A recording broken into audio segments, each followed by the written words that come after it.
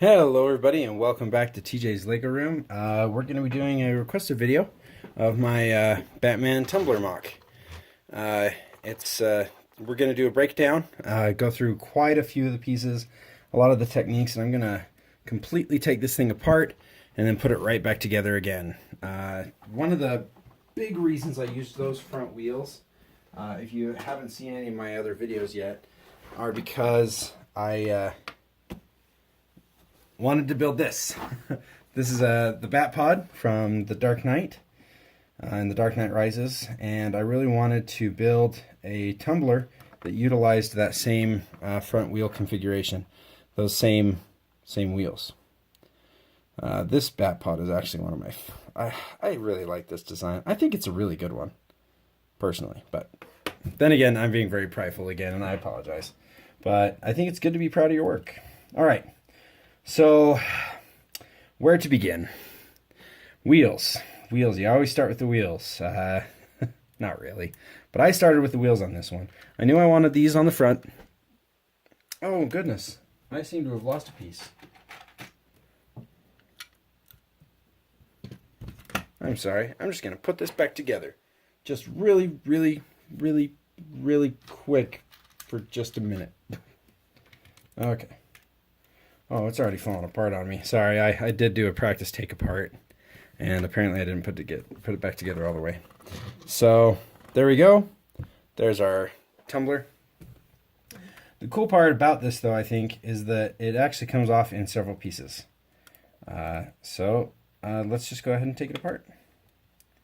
Boop. So we have one wall panel. You can see the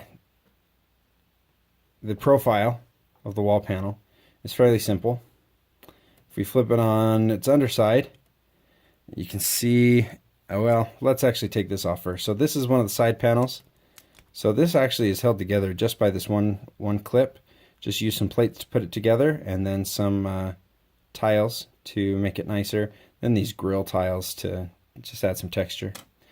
Then we use some slope pieces, a long flat tile here, but then we used a 1x3 tile and then a 1x4 slope, curved slope, and then with plates underneath supporting it, as we can see here, along with those special rounded plates that you see so many times on helicopters from city sets.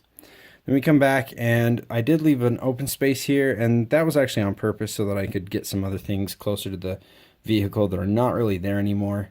But anyway, trying to find a piece like that would fit in here was actually very difficult when I originally built this. I had to use a lot of spare parts. And then we have at the back here just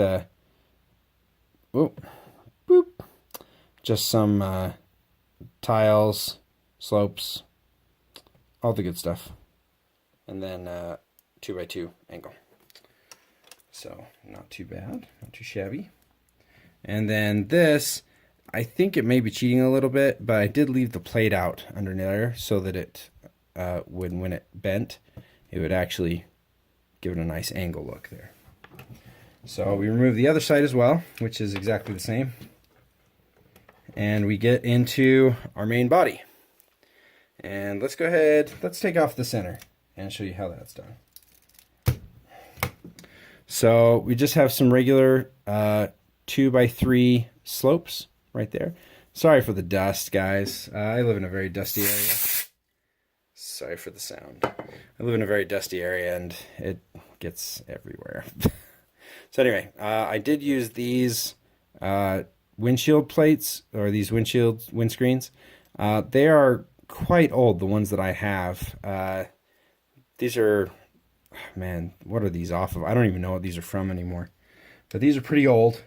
I know they have new ones as well, and you can even pick these up aftermarket. So I recommend if you want to build something like this, you do that. We just use some very simple plate layering along with a double clip right there. Very simple. I mean, I think these are actually just 2x4 plates under here with some grills on top, and then this is that minifigure stand. I really like the minifigure stands for the bat thing, for my bat vehicles, because they add a lot of smooth area, but have places that you can add little texturing. So that's kind of fun. The wheels, the back wheels, are a little conglomerate of a few things. So I actually didn't have all black center wheels at the time. And so I used the black ones on the outside, tied into it, and then I used just regular round wheel connectors on the inside. And that actually allowed quite a bit of free range of movement. And so these can obviously spin separately from each other. So that's kind of nice. But not important. I don't really use it a lot, but it does help make it a lot more free when it's rolling, I think. All right, so let's take off these fins here. So just have a very simple plate build, 1x4 and 1x6, and then just using a angle piece here and a couple of those 2x4 wedge plates, and that's for both sides. And they attach right here to this little section. You can see it's on a slight angle, and that's because if you look on this side, I use those underside boat deals, under boat plates. You lift that one up there. And while mathematically this plate is no thinner than any other plate, but because it goes between the studs, oh man, look how dusty that is. I'm sorry guys, I'm still looking for a really good solution to dust these things. But at least you can see the studs, you can count the studs, right? That's the purpose of dust. Anyway, so I've got the boat plate under there, and so if I were just remove this so you can get a good looking on. When I put it down, it normally would stop right there. Oh, it looks like I'm actually one plate off. But I did that on purpose, so that when I push it down, it has a slight downward angle. And it actually increases the angle just a little bit because it can go between those studs. You can see it kind of intersects. It touches them right on and kind of goes past them. And I really like the way that that worked. So on the front here, you can see we just use a lot of plate layering with 1x3 wedge plates to just give a little bit of extra definition inside there. 1x3 slopes and some cheese wedges on top. Inside, we put the steering wheel on a pivoting thing, and I think I even used old colors on that. I forgot to change that out. Oh, I'm so embarrassed, guys. Look at those pieces. Look at those pieces. Those are old pieces. This is the original dark gray and the original light gray. I mean, they do not look good anymore. They have not aged well. As a matter of fact, I think that top one is actually yellowed from sun baking. Oopsies. That happens though. When you're a kid, that's exactly how it works. So I'm going to replace it with one of these right now. And let's why don't we just go ahead and get a nicer plate under there as well. But you know what Batman says. I picked the wrong colored plate. He only works in two colors. Black and very, very dark gray. Unfortunately, oh, I thought I was out of dark gray. I've been using a lot in my Millennium Falcon builds. So we're going to go ahead and replace that. Put our steering wheel on there. And we stick it in. And that way, after we put our character in, we can then kind of push the steering wheel down on top of them, and they can grab it and steer. And then we just used a couple of, just an airline, aviation thing right there, and then just some printed tiles for texturing. Sorry, I should probably center that. Yeah, just some printed tiles for texturing. Used a couple of slopes right here, just as backrests of sort. I used to have further backrest support right here, but to make it a little bit shorter, I removed it so that the minifigures would sit down inside really, really well. So let's see how far we get here. So then we turn to the side and we can see quite a bit. We can see some off-colored things just because it wasn't necessary to have nice colors. We had this cool printed tile from Sebulba's Pod Racer way back in the day. So that's actually a wrong colored Lego piece. You probably can tell just a little bit of color difference between these two pieces and that piece there. There's actually a coloration difference. These ones are a little bit more yellow, and that's I think the second one is actually a little sun bleached, but this top one is in pristine condition. I try to take care of my stuff, but I just love the look of it so much I didn't care if it was a little bit different colored. I really thought that this worked better than anything else in this particular scale. We just used a whole bunch of plate layering You can see I added this thing. I actually had the whole underside come up right there. I thought that's how it worked in the movies, but upon further inspection, I realized that it wasn't quite that way. So I went ahead and threw this piece on to help give it a little bit more definition, and it actually added a little bit of extra coolness, I thought. Well, maybe not really, but just a little bit of extra definition. Just say, oh, look, there's another hole there for some reason. Okay, it's not really that great. It's kind of a cheap fix. But you do what you got to do. So then we've got these guys, these Technic bricks with the pins inside them. And interestingly enough, if I remember right, I think they actually, yep, sure enough they do.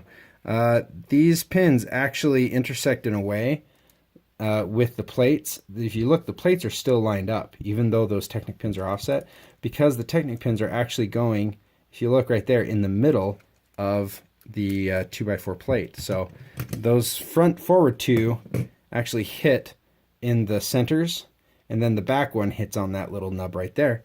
And so it actually centers it with the rest of the vehicle. So kind of cool. If I take this apart even a little bit more, you can see it's just a whole lot of plate layering. Some big bricks down there as well.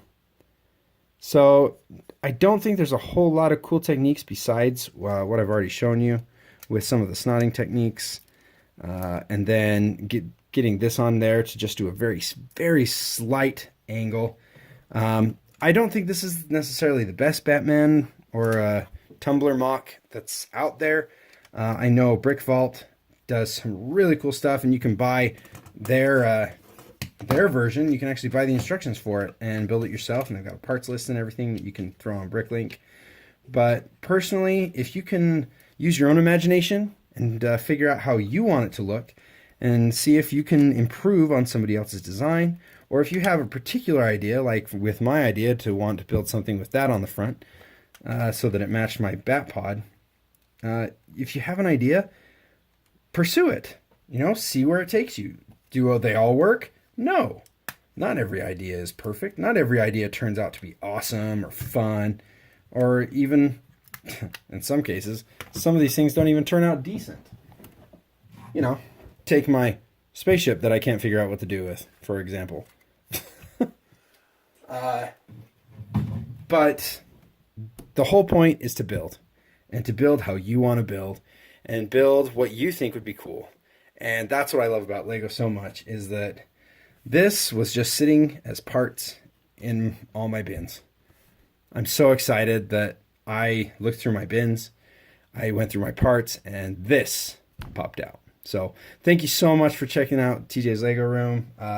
If you want to leave a comment for another video you'd like to see, I'd be happy to do some requests. I'm always trying to think of new things that I can share with you. I still have quite a few mocks left, believe it or not. There are quite a few I haven't even... I've only hinted at before, so I'm excited to show you some of those. But in the meantime, thank you so much. Have a great day, and we'll see you next time in TJ's Lego Room. Bye.